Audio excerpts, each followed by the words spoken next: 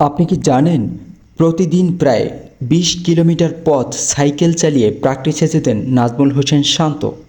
রাজশাহীর ছেলে শান্ত ছোটবেলা থেকেই ছিলেন প্রচণ্ড ক্রিকেট পাগল।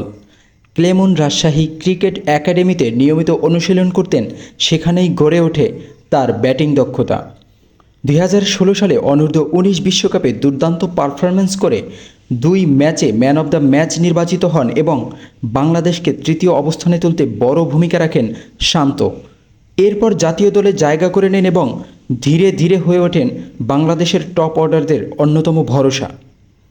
ব্যক্তিগত জীবনে ২০২০ সালে বিয়ে করেন সাবরিনা সুলতানা রত্নাকে। ২০২৩ সালের ২৫শে আগস্ট নিজের জন্মদিনে প্রথম সন্তানের বাবা হন শান্ত।